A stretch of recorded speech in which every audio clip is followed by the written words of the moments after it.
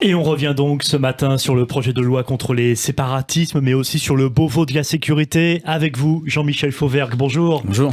Député de La République En Marche de la 8e circonscription de Seine-et-Marne, ancien patron du RAID, co-auteur avec Thierry Orozco de GIGN RAID chez Marolles Éditions. L'actualité, donc, c'est effectivement le vote solennel hier par les députés du projet de loi confortant le respect des principes de la République. Il a été voté par 347 voix, 151 députés ont voté contre, 65 abstentions. Ce projet de loi qui comprend beaucoup de mesures, contrôle des cultes, lutte contre la haine en ligne, neutralité du service public, délit de séparatisme, encadrement des associations, restriction de l'éducation à domicile. Est-ce que en l'état, Jean-Michel Fauvergue, ce projet de loi vous convient ? Oui, bien sûr qu'il me convient. Je l'ai voté comme la majorité d'entre nous. Ce qui m'étonne d'ailleurs, c'est qu'il y a un certain nombre de députés qui ne l'aient pas voté, en particulier l'ensemble des LR. C'est quelque chose de tout à fait surprenant. Je comprends pas cette attitude que de ne pas voter ce projet de loi quand on rentre en défense de la République. Il faut quand même un certain moment être cohérent avec les positions que l'on a. Bien sûr qu'il me convient ce projet-là. C'est un projet que moi j'appelais de mes voeux. Par le discours du président de la République, l'ennemi a été nommé. C'est donc toute forme de séparatisme, mais spécialement le séparatisme islamiste, l'islamisme, l'islam politique, tout ce que notre planète France peut compter de salafistes, de frères musulmans, de wahhabistes, de tablirs, etc. Je suis particulièrement content que ce texte-là ait été voté. Mais pourquoi il n'y a pas le mot islamisme, justement, dans ce projet de loi ? Parce qu'on ne fait pas une loi. Les lois de la République française ne sont pas dirigées contre tel ou tel mouvement, telle ou telle religion, telle ou telle chose. Elles sont générales et parce que c'est un texte qui a aussi vocation à s'appliquer. Évidemment, ne nous mentons pas, ce qui est visé, c'est l'islamisme et l'islam politique, mais ce texte a vocation à s'appliquer à tout autre type de dérive et tout autre type de séparatisme. C'est un texte généraliste dans ce domaine-là. Les Républicains ne l'ont pas voté parce que selon eux, parmi certains arguments, puisque vous parliez des Républicains, rien sur le voile, pas de thème aussi sur la radicalisation dans les prisons, dans les universités. Pour eux, il y avait des manques. C'est pour ça qu'ils n'ont pas voté en faveur de ce projet de loi. On peut aussi entendre ces manques-là qui ont été pointés du doigt par les oppositions et cette opposition-là en particulier. Jean-Michel Fauvergue. On peut comprendre un certain nombre de choses. On peut comprendre que ce texte n'aille pas assez loin par rapport à certains et à certaines idées. On peut tout à fait le comprendre. Ce qui est complètement incompréhensible, c'est que on vote les amendements, c'est ce qui s'est passé. On vote des amendements, on est d'accord sur un certain nombre d'amendements, et au final, on ne vote pas le texte parce que ce texte ne va pas trop loin. Votons d'abord le texte et ensuite essayons de le faire, de l'enrichir. C'est sans doute ce qui va se passer au Sénat, on verra ce qui va se passer. Essayons de l'enrichir, d'aller plus loin, mais soyons ensemble pour lutter sur ce fléau de l'islamisme qui conduit à des choses que moi j'ai vécues en direct. La dernière étape de l'islamisme, c'est l'attentat terrorisme, c'est le terrorisme. Donc ne laissons pas la France désarmée par rapport à ça. Les LR et d'autres d'ailleurs, ils n'étaient pas seuls. Je veux dire, le Rassemblement national, c'est la même chose. Oui, il n'a pas voté ce texte-là. Donc ne laissons pas la France désarmée par rapport à ça. Je ne comprends pas cette attitude-là. Alors que de jour en jour, chaque jour, on nous rabat les oreilles de la défense de la France, etc. Là, il n'y a aucune cohérence, aucune.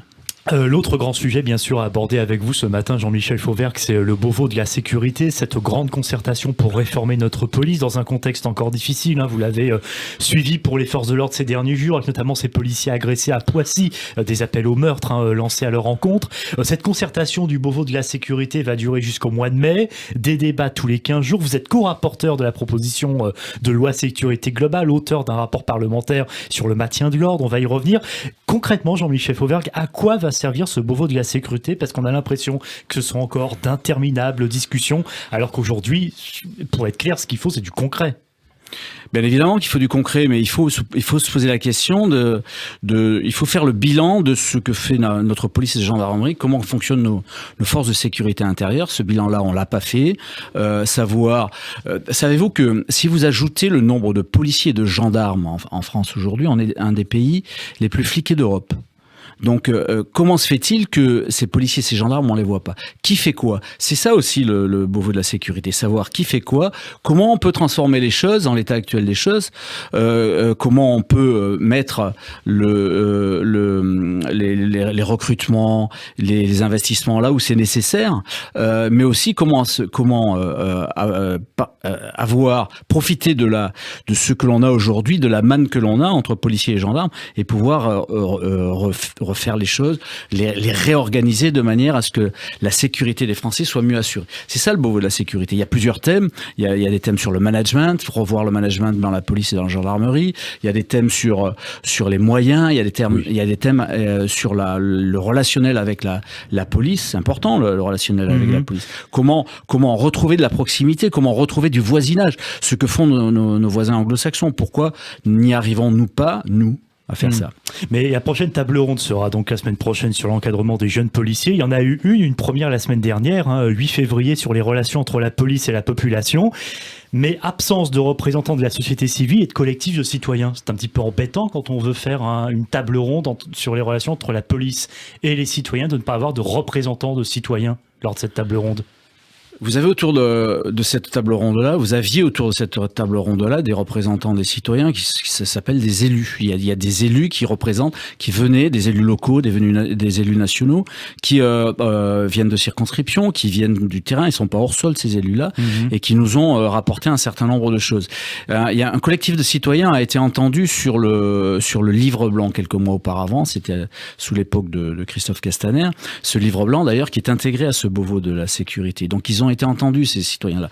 Mais c'est vrai, vous avez raison, à un certain moment, la sécurité doit se faire au bénéfice des Français. En réalité, on doit entendre un certain nombre de personnes, mais pas de collectifs.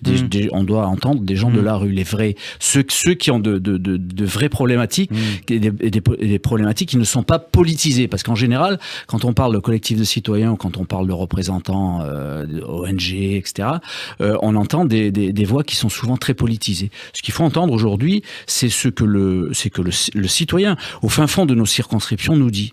Nous, on est capable de le restituer, ça, mais pourquoi pas, effectivement, l'avoir en direct. Vous êtes rapporteur, vous êtes co-rapporteur de la loi de sécurité globale, auteur d'un rapport sur le maintien de l'ordre, je disais, des trentaines d'articles pour comprendre, renforcer les pouvoirs de la police municipale, les agents de la sécurité privée. Est-ce que certaines de vos dispositions ont été reprises justement dans ce Beauvau de la sécurité, ou vont l'être, parce qu'on sait que tout ça, évidemment, est en discussion et à l'étude? Oui, il y a un certain nombre de choses qui est récupéré. D'ailleurs, les élus ont demandé à ce que les polices municipales soient intégrées dans ce Beauvau de la sécurité. Au départ, c'était pas le but. Le Beauvau de la sécurité, c'était le régalien, c'était la police, la gendarmerie. Alors, je ne sais pas si ça se fera, mais en tout cas, ce qu'il y a dans la loi sécurité globale, qui est une grande loi qui a été votée à une énorme majorité, 388 voix et qui est maintenant au Sénat, et c'est une loi pour travailler avec l'ensemble des forces de sécurité. C'est quelque chose qui me semble important. Cette loi-là, et c'est une loi révolutionnaire dans ce domaine-là, c'est comment faire participer tous les composantes de la sécurité à l'ensemble de la sécurité des Français, qu'elles soient des composantes régaliennes, qu'elles soient des composantes de police municipale ou de sécurité privée dans le domaine précis de leurs compétences. D'un mot, Jean-Michel Fauvergue, il nous reste quelques secondes. Quel est aujourd'hui le principal problème de la police en France? S'il y en avait un par-dessus les autres? En général, ils se combinent tous les problèmes. Mais est-ce qu'il y en a un qui est majeur, qu'il faut résoudre tout de suite? C'est difficile à dire un mot en particulier. Le problème de l'effectif, de relation avec la gendarmerie. Quel est l'effectif, je pense qu'il faut continuer à recruter, mais au cas par cas. Je pense que c'est une organisation d'ensemble entre l'ensemble des forces de sécurité intérieure qu'il faut revoir. Je vous donne un exemple très simple. Dans chaque département, tous les départements français, vous avez 2 salles de commandement H24, une salle pour la police, une salle pour la gendarmerie.